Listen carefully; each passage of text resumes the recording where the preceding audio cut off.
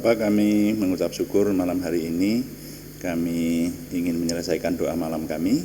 Kami mempersembahkan penyembahan, mempersembahkan perenungan firman Tuhan, juga melayani Tuhan dengan doa. Urapi semua yang kami kerjakan, menjadikan nama Tuhan dimuliakan dan kami semua diberkati. Terima kasih, dalam nama Tuhan Yesus Kristus kami berdoa. Haleluya. Amin. Selamat malam Bapak Ibu, Saudara sekalian yang sudah bersama dengan kita di sini dalam doa malam hari ini. Nah, doa malam melalui online ini diadakan secara iman Kristiani dengan dasar keyakinan kepada Tuhan Yesus Kristus, Yeshua HaMasyiah Isa alaihi salam, Juru Selamat dunia, Imam Besar Agung kami. Firman Tuhan yang didokumentasikan dalam kitab suci Perjanjian Lama dan Perjanjian Baru menjadi pegangan kami, menjadi pegangan kita sekalian.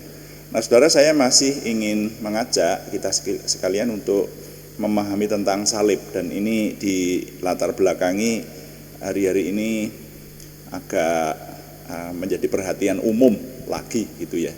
Ini sebetulnya sudah berlaku beberapa saat yang lalu atau beberapa tahun yang lalu bahkan seperti itu, bahwa salib menjadi bahan pembicaraan, tapi kali ini ada lagi gitu. Nah, sehingga kita umat Kristiani jangan sampai ketinggalan sehingga tidak memahami bagaimana pemahaman kita tentang salib. Nah, ini dulu. Nah, mari kita baca kitab Keluaran pasal 20. Sore ini judulnya adalah Salib Memiliki Kekuatan Gaib, tanda tanya. Ya, tanda tanya ini ya. Judulnya dengan tanda tanya. Salib memiliki kekuatan gaib, begitu judulnya. Keluaran pasal 20 ayat 4 sampai 6. Saya baca untuk kita sekalian firman Tuhan di Keluaran pasal 20 ayat 4. Jangan membuat bagimu patung yang menyerupai apapun, yang ada di langit di atas, atau yang ada di bumi di bawah, atau yang ada di dalam air di bawah bumi.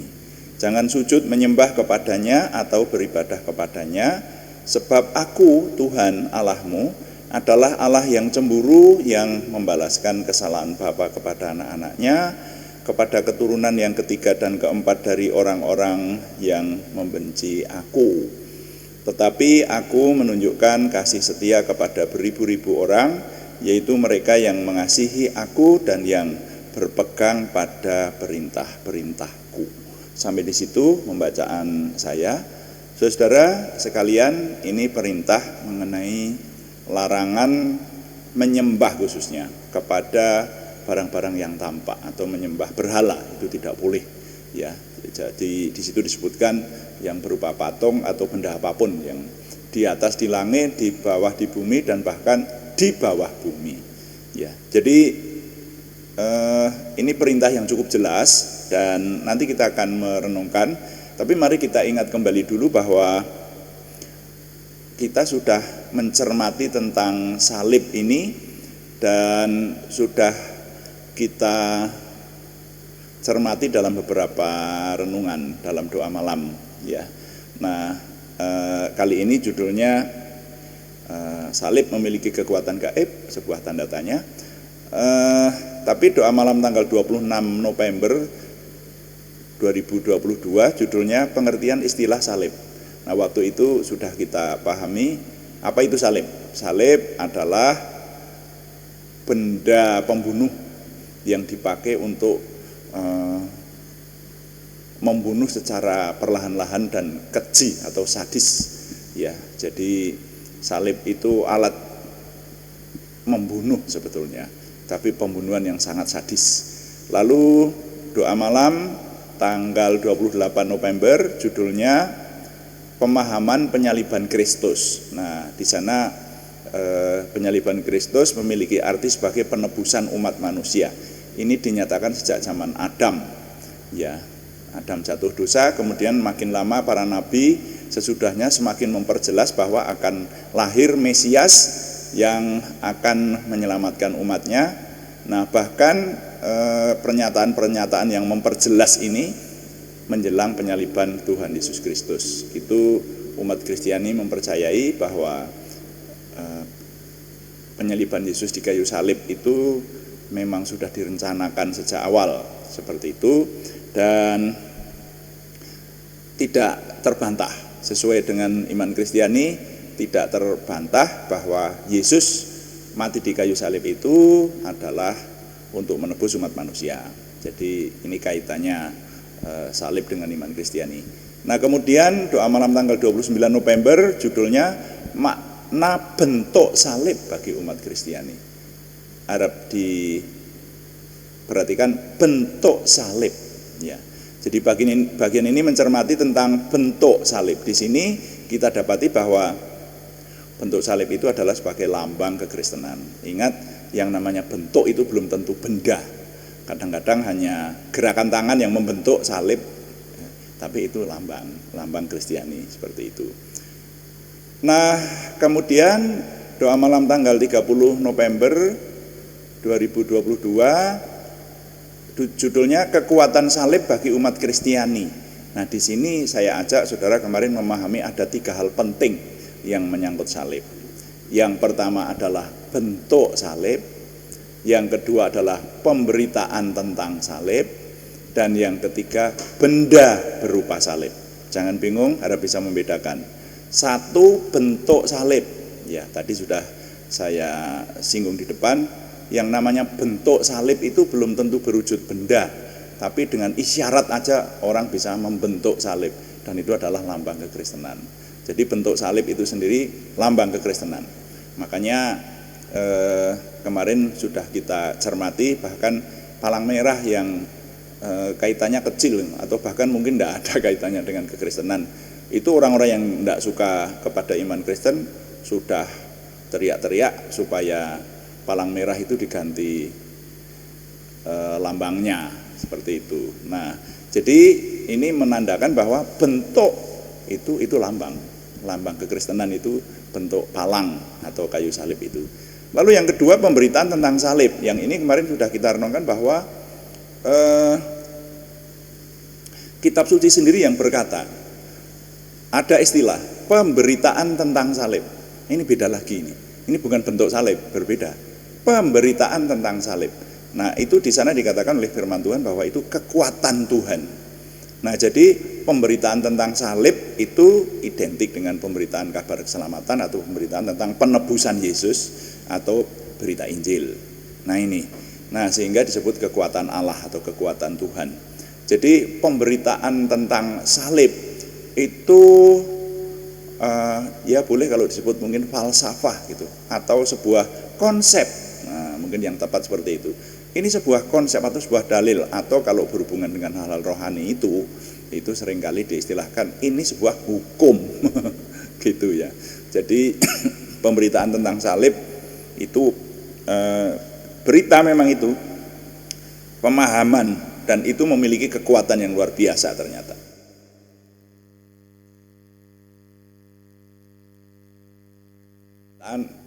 Ya, pemberitaan tentang salib. Nah, kemudian yang berikut, yang ketiga, nah ini benda berupa salib. Ini beda loh ya. Sekarang bukan hanya bentuk, tapi benda. Jadi ada barangnya, entah kecil, entah besar, entah dari logam, entah dari kayu, entah dari benda padat apapun. Tapi ini benda berupa salib. Nah, kemarin yang sudah kita pahami mengenai ini, yang dua ini, jadi bentuk salib sama pemberitaan tentang salib. Tapi kalau benda berupa salib belum. Nah, mari sekarang sore hari ini saya mengajak saudara untuk memahami benda berupa salib. Nah, pertanyaannya, apakah benda berupa salib itu mengeluarkan tuah, atau mengeluarkan kuasa, atau mengeluarkan kekuatan tertentu? Nah, ini yang menjadi pertanyaan dan akan kita cermati sekarang.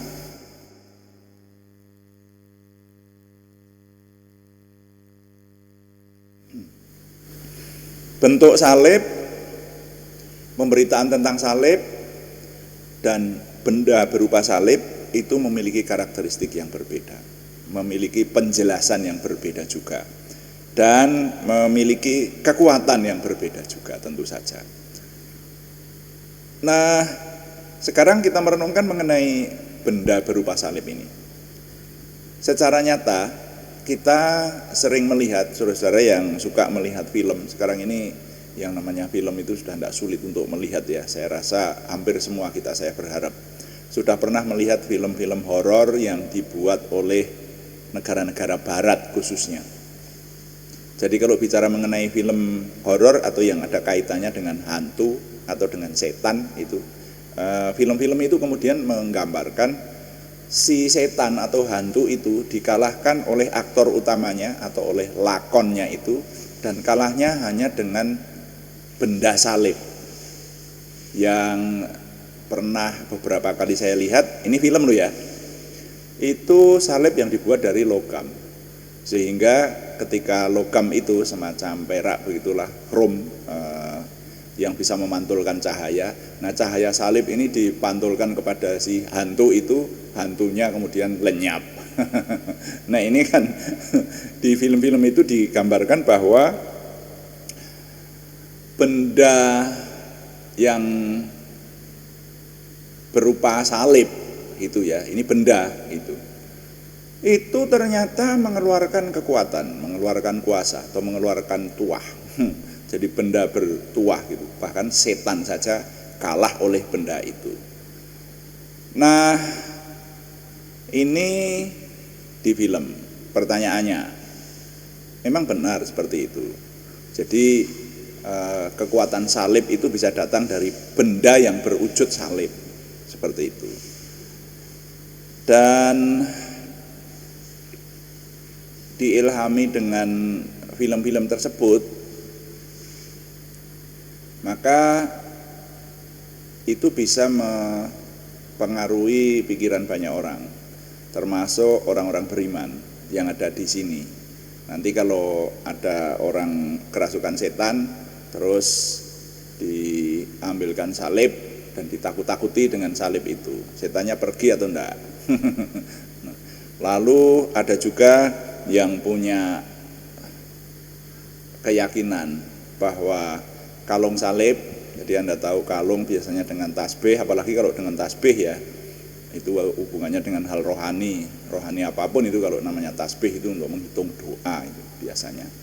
Lalu nanti liontinnya, bandulnya kalung itu dari salib, wah kalau pakai kalung salib itu berarti sudah terhindar dari bahaya. Jadi kalung salib itu, liontin salib itu memiliki kekuatan tertentu untuk melindungi. Pertanyaannya, benarkah seperti itu, saudara-saudara?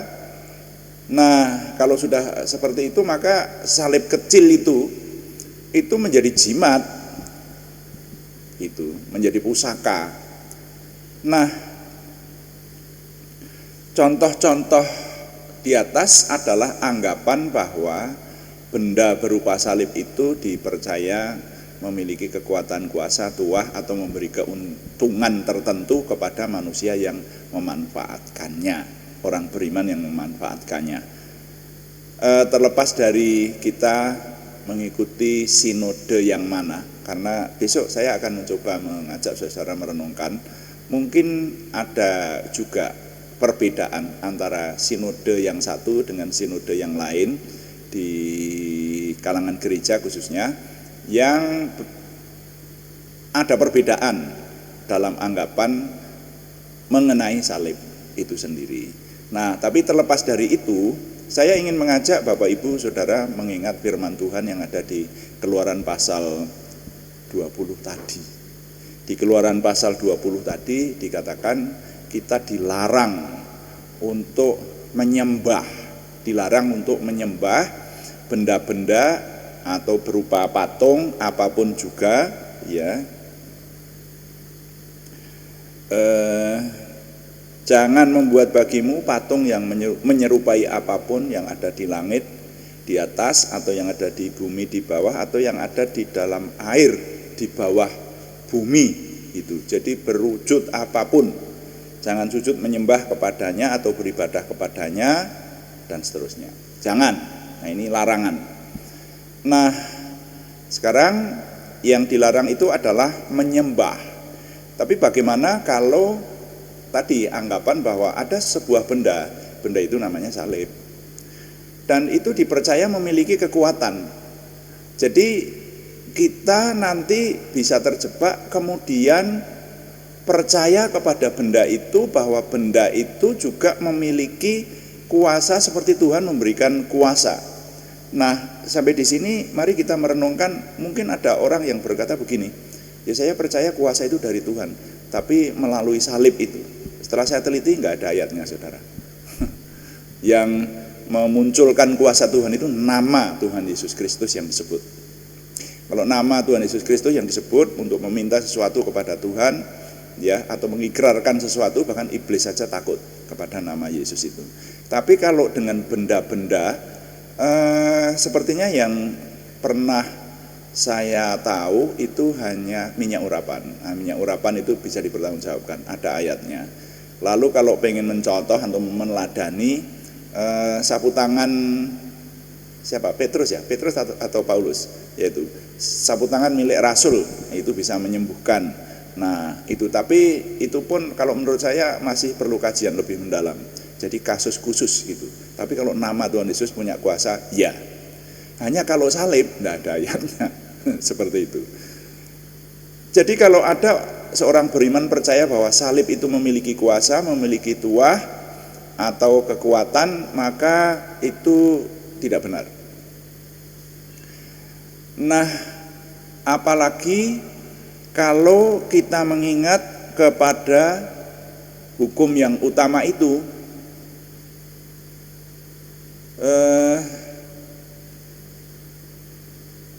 hukum yang utama itu nanti kecuali di Keluaran 20, di Perjanjian Baru diulang oleh Tuhan Yesus, ya. Kasihilah Tuhan Allahmu dengan segenap hatimu, dengan segenap jiwamu, dan dengan segenap akal budimu. Kasihilah Tuhan Allahmu dengan segenap hati, jiwa, dan akal budi. Ini kan sudah bisa-bisa namanya.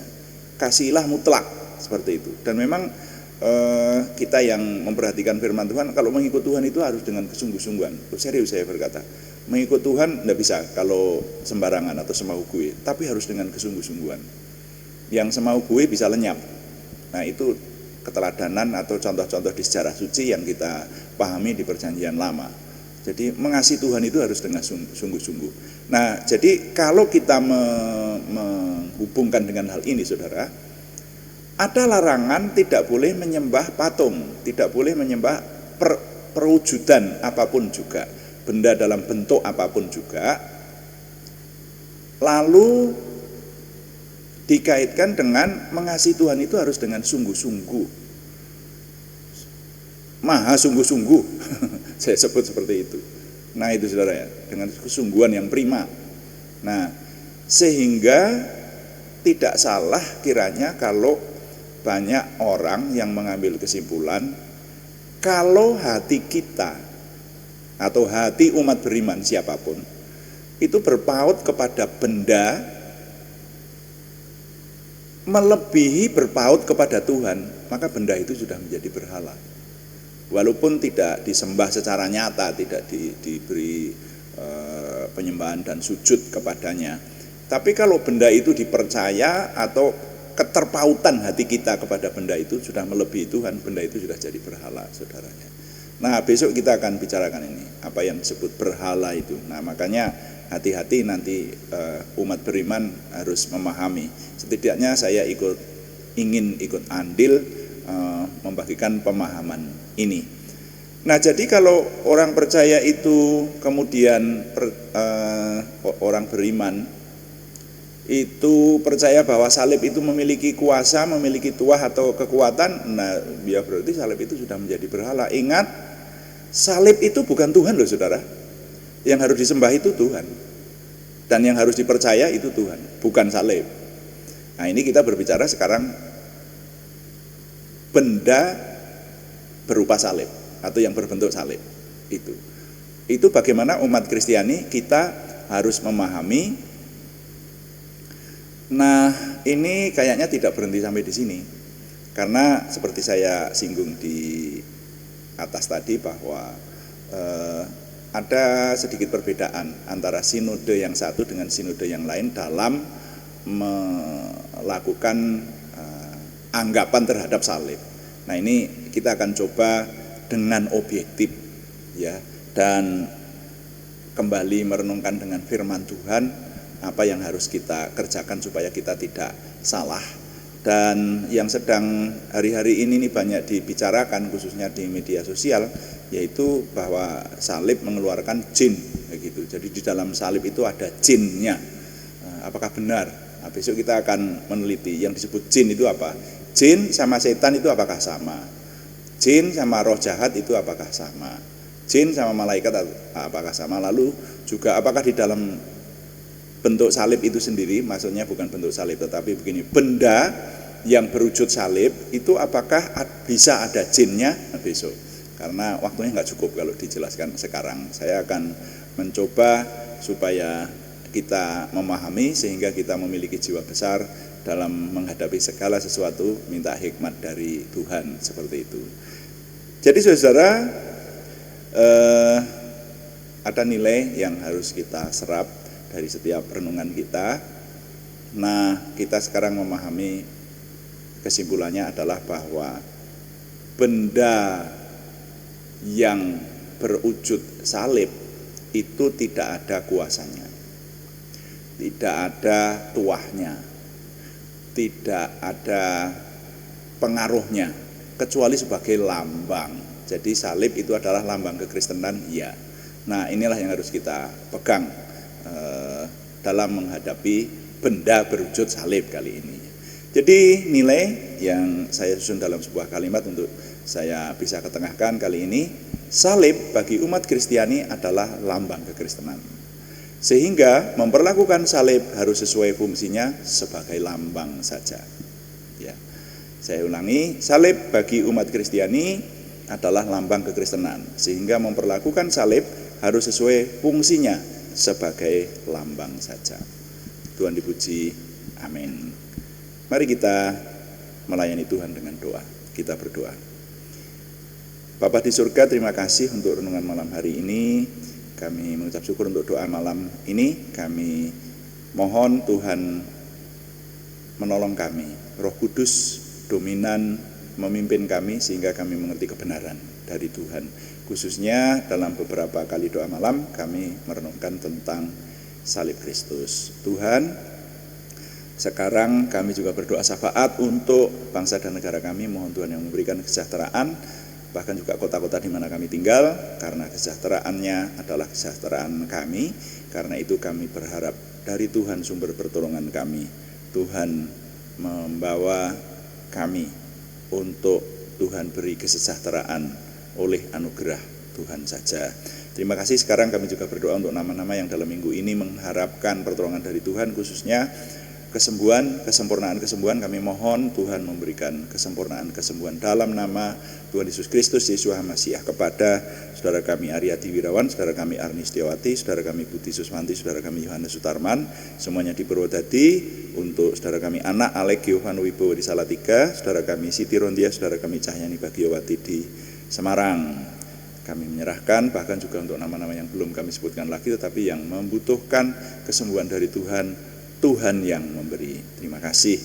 Kami juga berdoa untuk pergumulan selain kesembuhan, yaitu pergumulan dari saudara kami Sri Purwati dan saudara kami Yohana Sri Sabtorini. Tuhan yang menjawab doa, memberi pertolongan sehingga pimpinan dan pertolongan Tuhan itu nyata buat kami. Terima kasih. Setiap hari kami boleh menyelesaikan pekerjaan kami, juga pelayanan kami onsite maupun online. Kami menyerahkan, Tuhan yang terus menolong dan memimpin sehingga semuanya menuju kepada kesempurnaan Tuhan. Kami berdoa Tuhan, setiap hari kami mengucap syukur Tuhan memberikan kepada kami kemampuan. Dengan ini kami semakin memiliki pengenalan akan Tuhan, percaya diri bersama Tuhan, antusiasme, optimisme, semangat dan bergairah menyambut masa depan kami untuk menang bersama dengan Tuhan. Terima kasih. Kami mohon Tuhan yang menyempurnakan doa kami oleh pertolongan dan pimpinan Roh Kudus. Semuanya kami persembahkan dengan mantap percaya dalam nama Tuhan Yesus Kristus Juru Selamat kami. Haleluya. Amin. Demikian doa malam hari ini, saudara-saudara sekalian, dan saya tetap mengingatkan, memberitahukan bahwa doa malam dilaksanakan setiap hari. Hari Senin sampai Sabtu ada doa pagi dan doa malam. Doa pagi jam 5 pagi dan temanya berbeda. Yang doa malam jam 6 atau jam 18 waktu Indonesia Barat. Kalau saudara ingin mengikuti secara live streaming, silahkan mengikuti pada jam-jam tersebut. Keuntungannya kalau live streaming itu saudara bisa masuk di kolom chatting dan berinteraksi dengan tim yang mendampingi kami. Dan kalaupun terlambat, saudara masih bisa mengikuti renungan ini, mengambil nilai-nilai dan intisarinya melalui channel kami. Ya, bisa dibuka kembali setiap renungan yang sudah dilaksanakan dalam doa pagi maupun doa malam setelah tayang tentu saja. Terima kasih kepada semua yang sudah mendukung, dan kami tetap mengharapkan dukungan Anda, setidaknya dukungan doa. Juga terima kasih yang belum memberikan subscribe, berkenan memberikan subscribe, like, komen, dan share, bagikan kepada teman-teman lain sehingga lebih banyak lagi yang diberkati bersama dengan kita. Selamat malam, Tuhan memberkati. Amin.